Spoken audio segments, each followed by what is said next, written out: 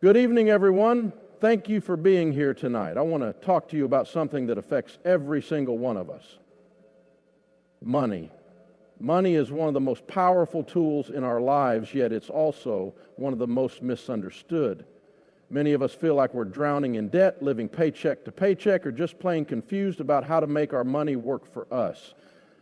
But I'm here to tell you tonight that it doesn't have to be that way. You can take hold of your money. You can build wealth. You can live a life of financial freedom.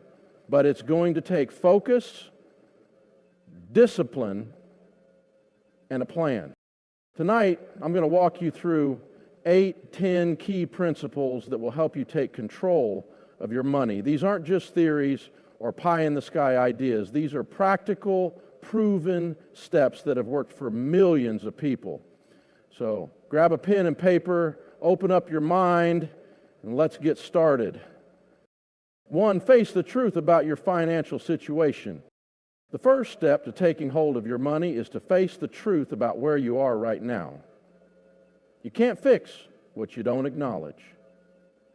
Many people live in denial about their finances. They avoid looking at their bank accounts, ignore their credit card statements, and pretend everything is fine. But here's the hard truth. If you don't know where your money is going, you'll never be in control. Let me ask you a question. Do you know how much money you spent last month? Do you know how much you owe in debt? If you don't, you're not alone. But it's time to change that.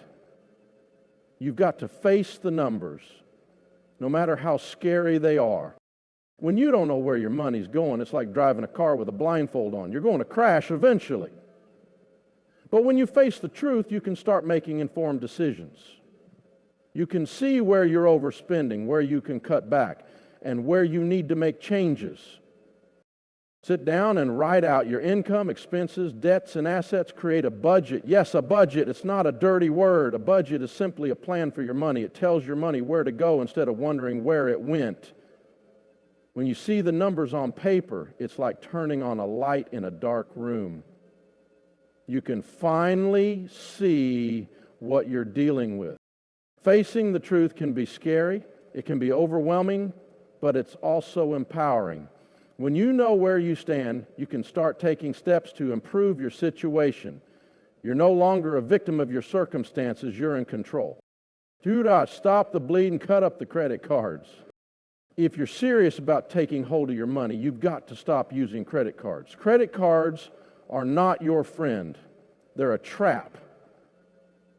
They make it easy to spend money you don't have and keep you in a cycle of debt.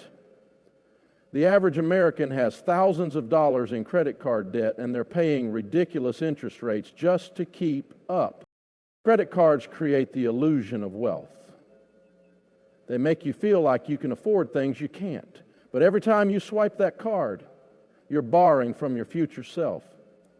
And if you're not careful, you'll end up drowning in debt. Cut up your credit cards, yes, all of them. If you're in debt, stop adding to it. Start living on a cash-only basis. Use a debit card or cash for your purchases. If you don't have the money, you don't buy it. It's that simple. Cutting up your credit cards can feel scary. It's like cutting off a safety net. But here's the thing, that safety net is an illusion. Credit cards don't make you safe. They make you vulnerable. When you stop using them, you're taking back control of your money. 3, build a $1,000 emergency fund. Life happens. Your car breaks down. Your fridge stops working. You get sick. These things are going to happen. And if you're not prepared, they'll send you right back into debt. That's why you need an emergency fund. An emergency fund is your first line of defense against life's surprises. It's what keeps you from going into debt when something unexpected happens. Without it, you're one crisis away from financial disaster. Save $1,000 as fast as you can. This is your starter emergency fund. It's not your full emergency fund. We'll get to that later. But it's enough to cover most small emergencies. Put this money in a separate savings account where you can access it quickly but won't be tempted to spend it. Having an emergency fund gives you peace of mind. It's like having an umbrella when it starts to rain.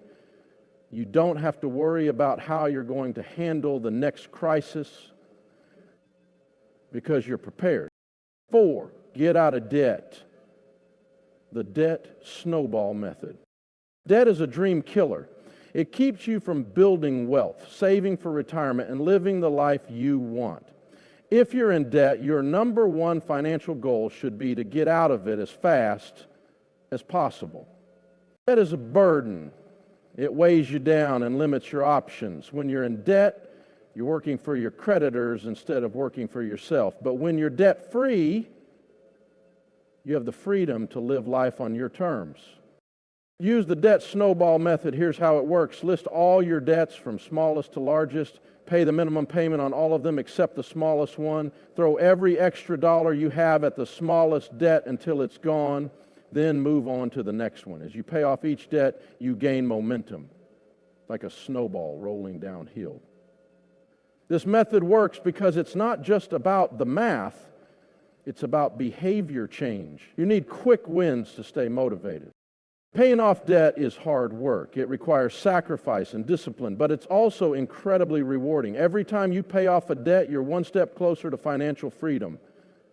And when you finally make that last payment, it's like a weight has been lifted off your shoulders. 5, save 3-6 months of expenses for a full emergency fund.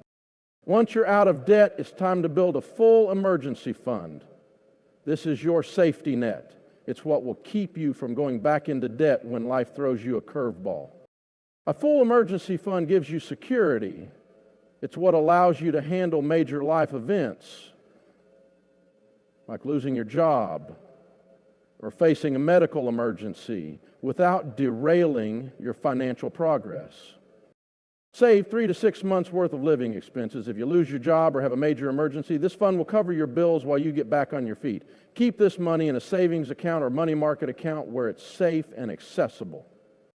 Having a full emergency fund is like having a financial safety net. It gives you peace of mind and allows you to sleep better at night.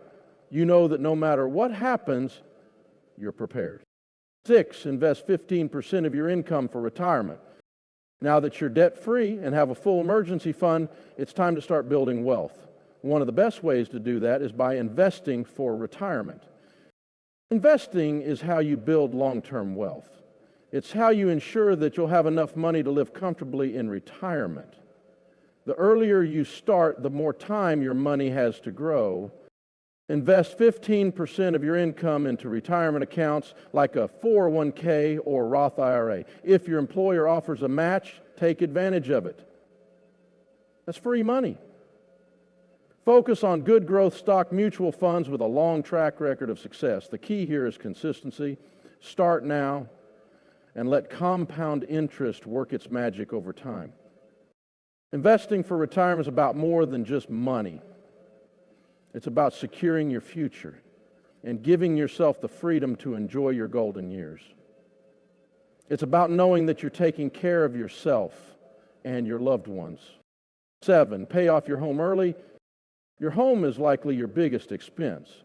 Imagine how much financial freedom you'd have if you didn't have a mortgage payment. Paying off your home early frees up a huge portion of your income. It gives you the freedom to live life on your terms and reduces your financial stress. Once you're debt-free, have a full emergency fund and are investing 15% for retirement, start paying extra on your mortgage. Even an extra $100 or $200 a month can shave years off your loan and save you thousands in interest. The goal is to own your home outright as fast as possible. Paying off your home early is a huge accomplishment. It's the ultimate sign of financial freedom. When you own your home outright, you have a sense of security and pride that's hard to beat.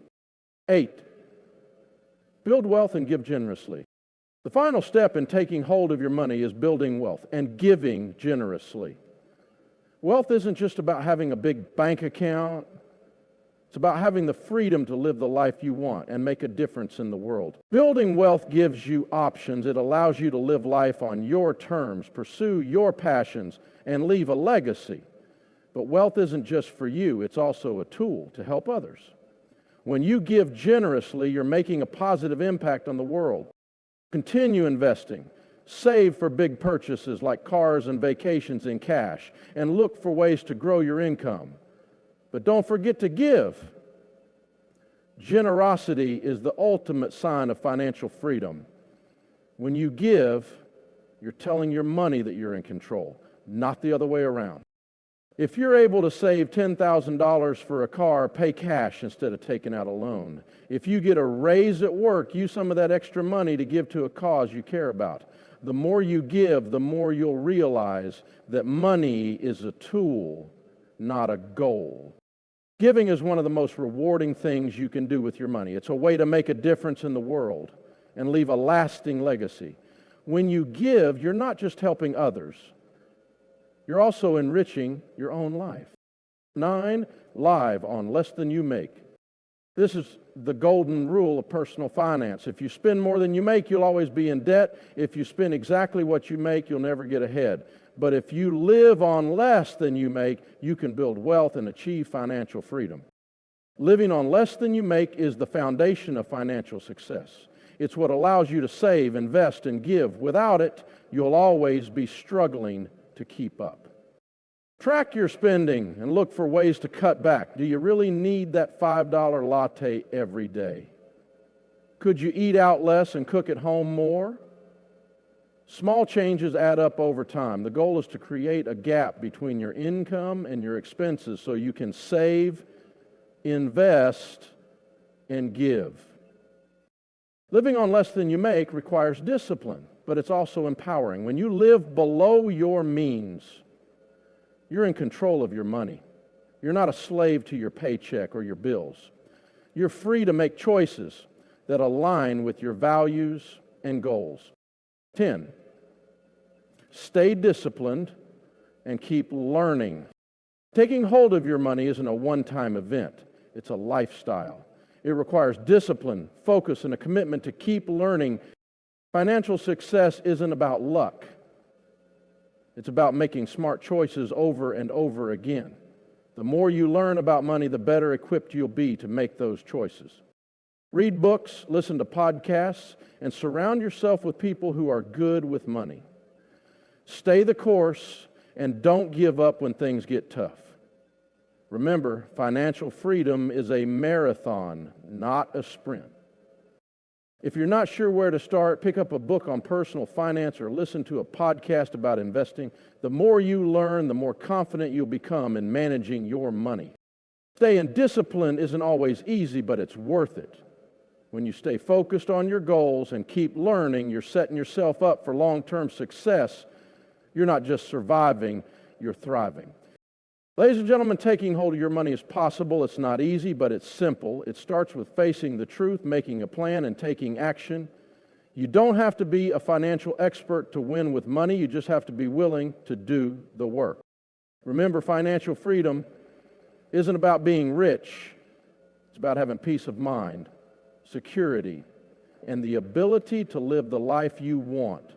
So start tonight. Take that first step. Face the truth. Cut up the credit cards and start building your emergency fund.